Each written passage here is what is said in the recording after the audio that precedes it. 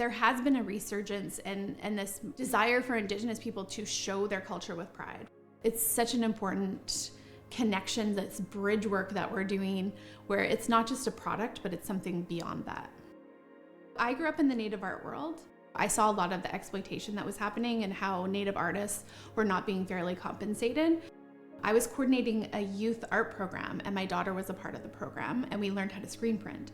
And at that time, I was a struggling single mom, so my brother Jesse just handed me his sketchbook and said, use whatever designs you want. So we started with 2 of his designs, and we still print them today. They still are our top sellers. Fast forward a few years when Andy and I came together as a couple, and we started utilizing his designs, adding all of the intergalactic pop culture designs that he does have been wildly popular. And so we have this awesome way to do some very traditional works as well as very contemporary works. And when we blend the 2 together, we kind of have a little bit of something for everybody. My background is actually in anthropology, and I kind of came about into the art world because I am really interested in my culture, and I'm interested in it in so many different ways. And I feel that the artwork is just one part of our larger culture.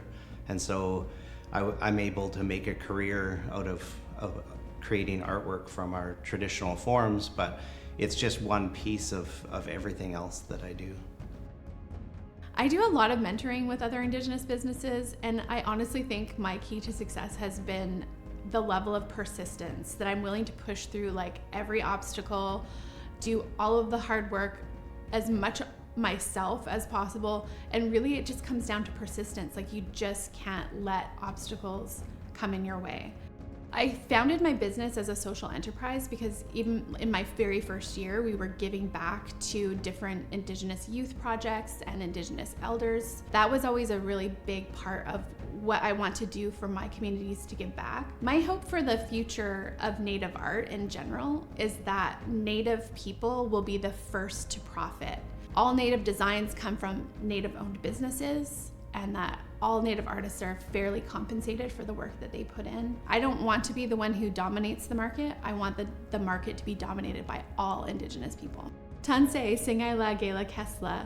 My name is Erin Brillon. My Haida name is Kalkajed, and I'm from the Lanatsadas clan in Haida Gwaii, Skidegate. I own Totem Design House.